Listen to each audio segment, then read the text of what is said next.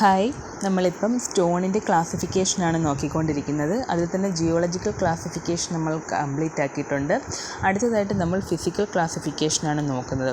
Based on general structure അടിസ്ഥാനപ്പെടുത്തിയാണ് നമ്മൾ physically റോക്കിനെ classify ചെയ്യുന്നത്. അതിൽ തന്നെ നമ്മൾ 3 ടൈപ്പ് നമുക്ക് ക്ലാസിഫൈ ചെയ്യാൻ പറ്റും: stratified, unstratified and foliated rocks. Stratified rocks എന്ന് വെച്ചാൽ plain of stratification or cleavage ഒരു റോക്കിനുണ്ടായിരിക്കും. എന്ന് വെച്ചാൽ ആ പ്ലെയിനിൽ കൂടി നമുക്ക് ഈസിലി ഈ റോക്സിനെ സ്പ്ലിറ്റ് ചെയ്തെടുക്കാൻ പറ്റും. അതാണ് സ്ട്രാറ്റിഫൈഡ് റോക്ക്. അത്തരത്തിൽ പറ്റാത്തതാണെന്നുണ്ടെങ്കിൽ അതിനെ അൺസ്ട്രാറ്റിഫൈഡ് റോക്കെന്നും പറയുന്നു. ഇത്തരത്തിലുള്ള അൺസ്ട്രാറ്റിഫൈഡ് റോക്കിന് crystalline granular or compact granular structure ആയിരിക്കും ഉള്ളത്.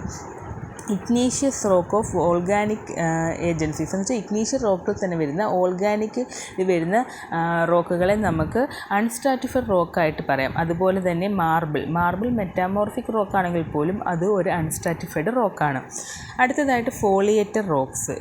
ഫോളിയേറ്റഡ് റോക്ക് എന്ന് വെച്ചാൽ tendency to split in a definite direction only. ഒരു ഡെഫിനറ്റ് ഡയറക്ഷനിൽ മാത്രമേ അത് സ്പ്ലിറ്റ് ചെയ്യാനുള്ള ടെൻഡൻസി കാണിക്കുന്നുണ്ട്. അത്തരത്തിലുള്ള റോക്കുകളെയാണ് ഫോളിയേറ്റഡ് റോക്സ് എന്ന് പറയുന്നത്. മെറ്റാമോർഫിക് റോക്സിനെയൊക്കെ നമുക്ക് ഫോളിയേറ്റഡ് റോക്സിന് എക്സാമ്പിളായിട്ട് പറയാൻ സാധിക്കും. ഇതാണ് ഫിസിക്കൽ ക്ലാസിഫിക്കേഷൻ. അപ്പോൾ ഫിസിക്കൽ ക്ലാസിഫിക്കേഷൻ ക്ലിയർ ആയെന്ന് വിചാരിക്കുന്നു. Stratified, unstratified and foliated rocks അതിൻ്റെ സ്ട്രക്ചർ അനുസരിച്ച് ഈസിലി ഒരു ക്ലീവേജ് ഉണ്ട്, പ്ലെയിൻ ഓഫ് ക്ലീവേജ് ഉണ്ട്, അതിലേക്ക് നമുക്ക് ഈസിലി സ്പ്ലിറ്റ് ചെയ്തെടുക്കാൻ പറ്റുന്നതാണെന്നുണ്ടെങ്കിൽ സ്ട്രാറ്റിഫൈഡ് എന്നും, അങ്ങനെ അല്ലാത്തതാവുമ്പോൾ അൺസ്ട്രാറ്റിഫൈഡ് എന്നും പറയുന്നു. അതിനൊക്കെ ഫോളിയേറ്റഡ് റോക്സ് എന്ന് വെച്ചാൽ tendency to split in a definite direction.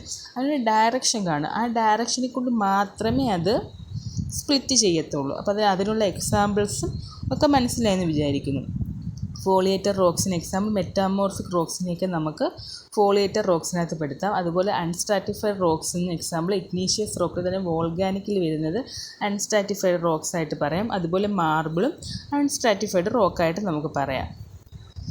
അടുത്തതായിട്ട് നമ്മൾ കെമിക്കൽ ക്ലാസിഫിക്കേഷൻ. ഇപ്പം ഫിസിക്കലും ജിയോളജിക്കലും നമ്മൾ കംപ്ലീറ്റ് ആക്കിയിട്ടുണ്ട്. അടുത്ത് നമ്മൾ നോക്കാൻ പോകുന്നത് കെമിക്കൽ ക്ലാസിഫിക്കേഷനാണ്. കെമിക്കലി നമുക്ക് എങ്ങനെയൊക്കെ റോക്കിനെ ക്ലാസിഫൈ ചെയ്യാം എന്നാണ് അടുത്തതായി പറയാൻ പോകുന്നത്.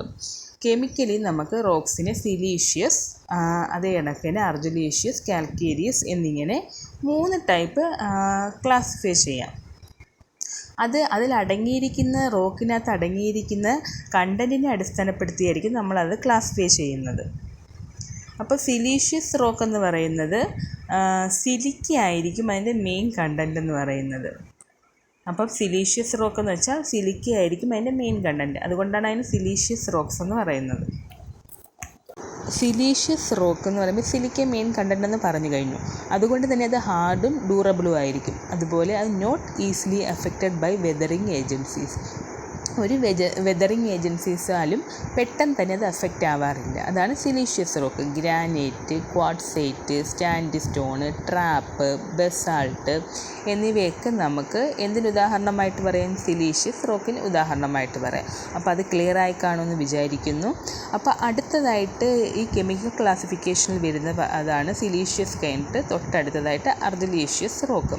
അർജിലീഷ്യസ് റോക്ക് എന്ന് വെച്ചാൽ അതിൻ്റെ മെയിൻ കണ്ടൻറ്റ് എന്ന് പറയുന്നത് ക്ലേ ആയിരിക്കും. അതുകൊണ്ട് തന്നെ അത് ഡെൻസും കോമ്പാക്റ്റ് ഓർ മേ ബി സോഫ്റ്റും ആയിരിക്കും. ഡെൻസോ കോമ്പാക്റ്റോ ആവാം, അതുപോലെ തന്നെ അത് സോഫ്റ്റും ആവാൻ ചാൻസ് ഉണ്ട്. അപ്പോൾ ക്ലേ ആയതുകൊണ്ടാണ് അങ്ങനെ വരുന്നത്. അപ്പം അർജിലീഷ്യസ് റോക്കിൻ്റെ മെയിൻ കണ്ടൻറ്റ് എന്ന് പറയുന്നത് ക്ലേ ആണ്. അപ്പോൾ അതിനുള്ള കുറച്ച് എക്സാമ്പിൾസ് എന്ന് പറഞ്ഞാൽ സ്ലേറ്റ്, ലാറ്ററൈറ്റ്, കയോളനൈറ്റ്സ്, മഡ് സ്റ്റോൺ എന്നിവയൊക്കെ അർജിലീഷ്യസ് റോക്കിന് എക്സാമ്പിളായിട്ട് പറയാം. അടുത്ത കെമിക്കൽ ക്ലാസിഫിക്കേഷൻ വരുന്നതാണ് ഇപ്പോൾ സിലീഷ്യസ്, അർജിലീഷ്യസ് കഴിഞ്ഞിട്ട് അടുത്തതായിട്ട് വരുന്നത് കാൽക്കേരിയസ് റോക്ക്. കാൽക്കേരിയസ് റോക്കിനകത്ത് കാൽസ്യം കാർബണേറ്റ് ആയിരിക്കും മെയിൻ ആയിട്ടുള്ളത്. അതുകൊണ്ടാണ് അതിന് കാൽക്കേരിയസ് റോക്ക് എന്ന് പറയുന്നത്. അപ്പോൾ അതിന് എക്സാമ്പിളായിട്ട് നമുക്കതിൽ കാൽസ്യം കാർബണേറ്റ് എന്ന് പറയുമ്പോൾ തന്നെ നമുക്ക് അത് കണക്ട് ചെയ്യാൻ പറ്റും. ലൈം സ്റ്റോണും മാർബിള് പിന്നെ ഡോളറൈറ്റ് എന്നിവയാണ് കാൽക്കേരിയസ് റോക്കിന് എക്സാമ്പിൾ. അപ്പോൾ നമ്മൾ ഇതോടുകൂടി ക്ലാസിഫിക്കേഷൻ സ്റ്റോണിൻ്റെ ജിയോളജിക്കലും ഫിസിക്കൽ ആൻഡ് കെമിക്കൽ ക്ലാസിഫിക്കേഷൻസ് എല്ലാം കംപ്ലീറ്റ് ആക്കിയിരിക്കുകയാണ്. അതിൻ്റെ ഓരോന്നിൻ്റെ എക്സാമ്പിൾസ് ഉൾപ്പെടെ നല്ല ക്ലിയർ ആക്കി പഠിക്കുക. അത് എക്സാമിനൊക്കെ പൊതുവേ കണ്ടുവരാറുണ്ട് എക്സാമ്പിൾസൊക്കെ ചോദിക്കുന്നത്. അതുകൊണ്ട് എല്ലാവരും അത് ക്ലിയർ ആക്കി പഠിക്കുക. Okay, thank you.